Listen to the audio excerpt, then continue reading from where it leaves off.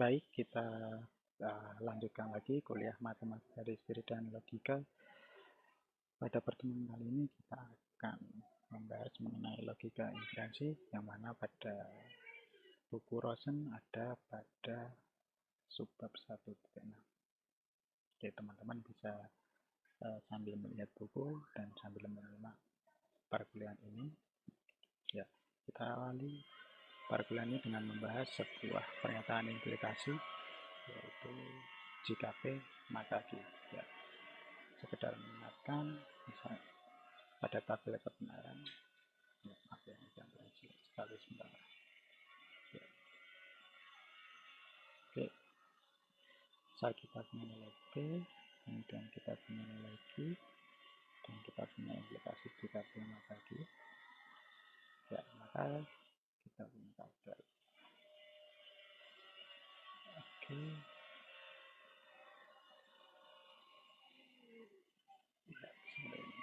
Oke, nah, jadi saat di tabel kebenaran, implikasi akan bernilai salah hanya saat jika P true dan Q-nya adalah false, yang lain akan bernilai true. Oke, ya, semoga teman-teman masih ingat tabel ini. Oke, kembali kita membahas, misalkan kita mendapatkan sebuah informasi bahwa implikasi ini bernilai true.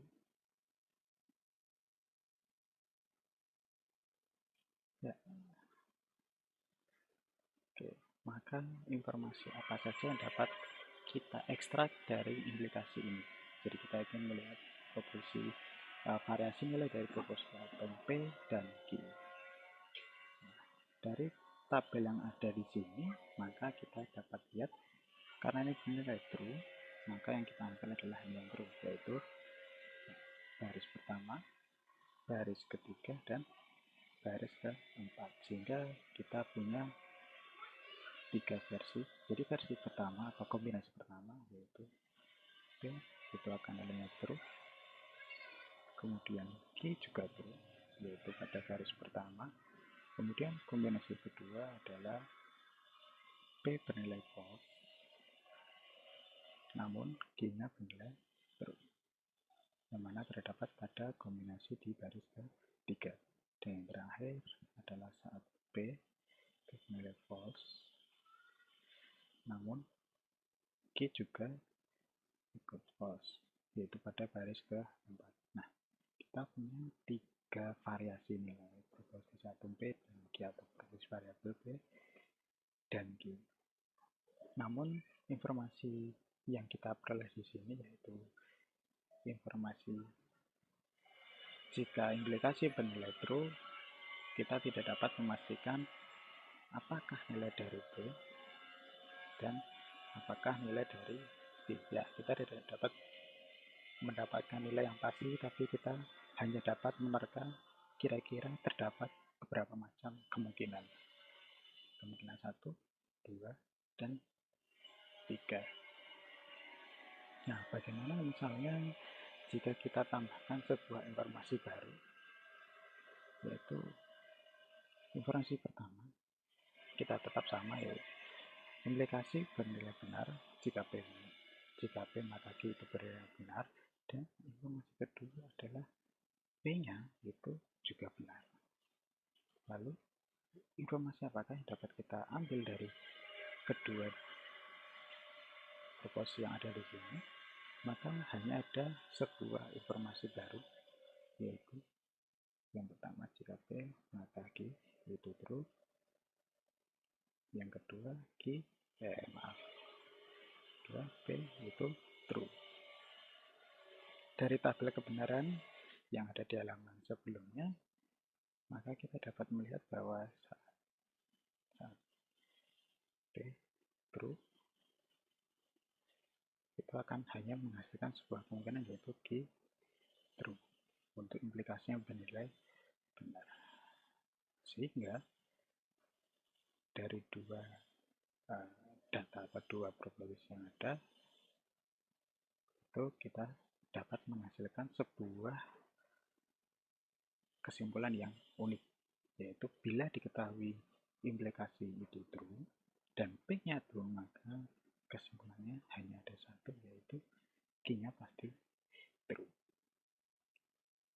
hal yang kita lakukan di sini inilah, jadi kita punya satu atau lebih proposisi, kemudian kita mengambil kesimpulan dari proposisi yang ada, itu kita katakan proses ini adalah sebuah inferensi logika atau logika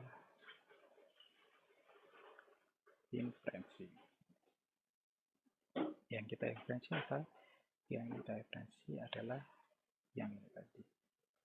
Jadi bagaimana kita mendapatkan sebuah kesimpulan Q adalah true dengan berbasis dari informasi yang sudah kita ketahui, yaitu implikasi bernilai true dan juga P bernilai true.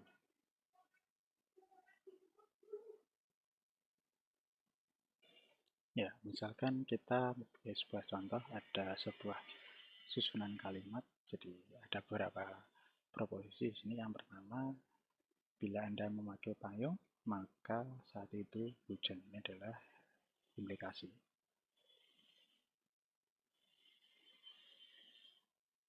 Ya. Kemudian yang kedua adalah ada pernyataan Anda memakai payung, sebuah proposisi. Lalu terdapat kalimat ketiga yang merupakan kesimpulan. Di sini ada maka. Kesimpulannya apa? Kesimpulannya adalah saat itu turun hujan. Nah, misalkan dari ketiga kalimat ini kita berikan notasi, kita lihat kata-kata kuncinya. Di situ ada dua kata kunci, yaitu notasi P mewakili kata kunci payung ya, atau ini sebenarnya tidak ada gila ya. Anda memakai payung kata kunci, dan Q itulah kata kunci untuk turun hujan. Nah, maka kalimat pertama itu dapat kita tulis bila atau jika memakai payung tadi P, maka saat itu turun hujan adalah Q. Ya, kemudian yang kedua ada pernyataan Anda memakai payung saja, yaitu P. Kemudian kesimpulannya adalah saat itu turun hujan. Hujan di sini diwakili oleh Q, maka kita tuliskan Q. Oke. Ya, sampai di sini tidak ada yang unik atau spesial, kecuali kita ada beberapa notasi baru. Maka di sini itu digantikan dengan titik 3 di sini. Ini notasi yang menggantikan makna dari maka atau therefore dalam bahasa Inggris. Nah, kemudian penulisannya adalah semua susunan kalimat yang bukan merupakan kesimpulan, dan kesimpulan di sini biasanya terletak pada kalimat paling akhir. Dalam contohnya adalah kalimat ketiga, maka dituliskan berbaris, satu baris satu kalimat sampai selesai. Kemudian kita berikan sebuah garis, baru di bawahnya kita berikan titik 3 yang berarti maka, jadi ada 3 titik, dan di bawah adalah kalimat kesimpulannya, yaitu kalimat terakhir. Kalimat simpulan yang biasanya ada pada kalimat terakhir.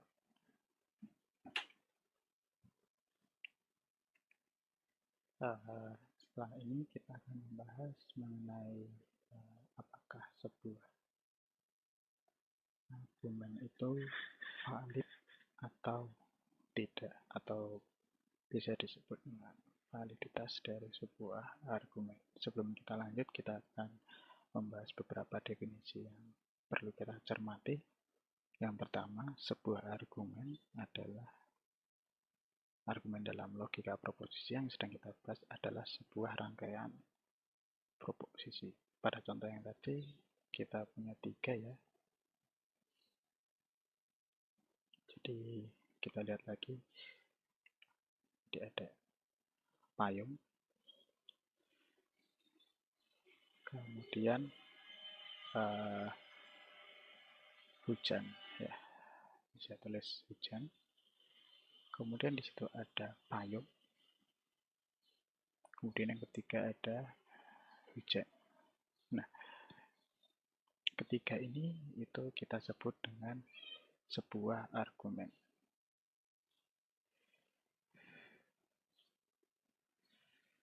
Ya, oke, sebuah argumen. Nah, argumen itu, hati-hati, argumen itu keseluruhannya lengkap. Jadi walaupun kesimpulan atau bukan kesimpulan itu kita sebut sebuah argumen.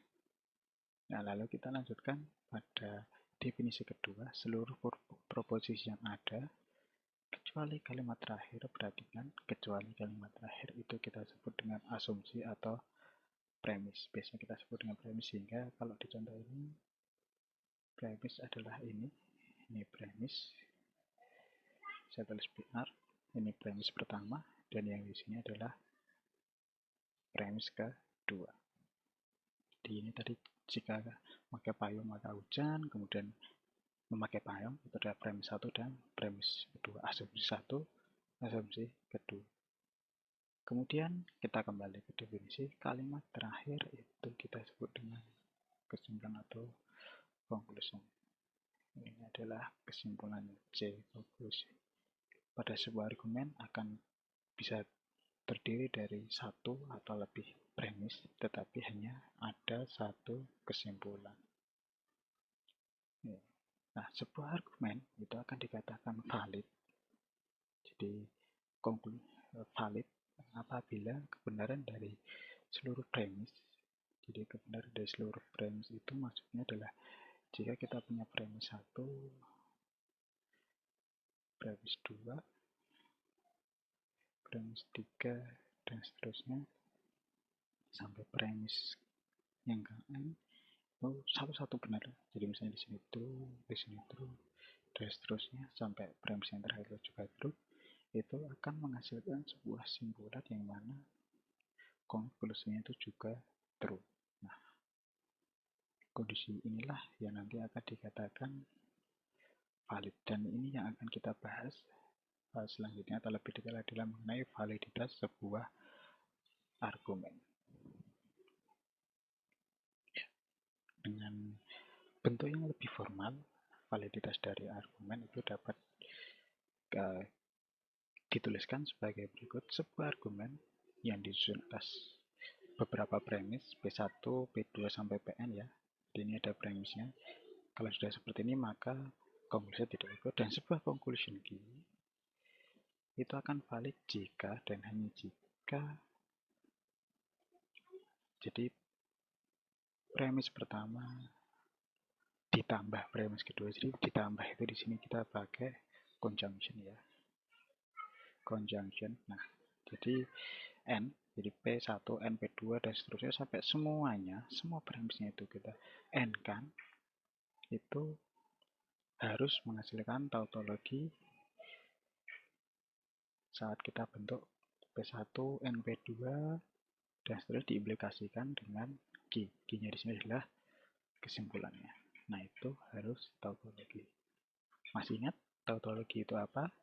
Tautologi adalah sebuah keadaan di mana semua variasi dari proposisi yang ada itu akan tetap menghasilkan nilai true untuk outcome-nya atau output-nya. Oke, nah kita juga mempunyai sebuah definisi lain yaitu baris kritis. Nah, baris kritis adalah sebuah baris atau bisa juga lebih dari satu baris yang memiliki kondisi yaitu seluruh premis itu nilainya true,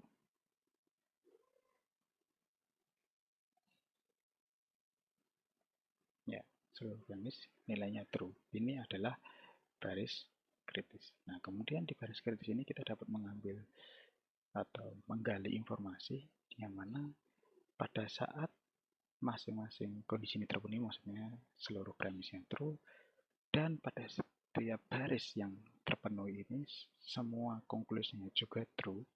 Kalau ada satu maka ya konklusi satu true, atau dua maka kedua-dua konklusinya true, maka argumen tadi valid. Jadi harus semua. Kalau kita punya tujuh konklusinya harus true juga, kombinasi itu termurni semua, maka argumennya dikatakan valid. Namun, bila ditemukan paling tidak satu, jadi ada counter example, satu saja yang menunjukkan bahwa konklusinya false saat semua premisnya itu true, maka argumen tadi menjadi tidak valid. Jadi tidak valid itu cukup dibuktikan dengan satu saja, satu atau lebih. Jadi kalau 2, 3 tentu saja juga sama-sama tidak valid.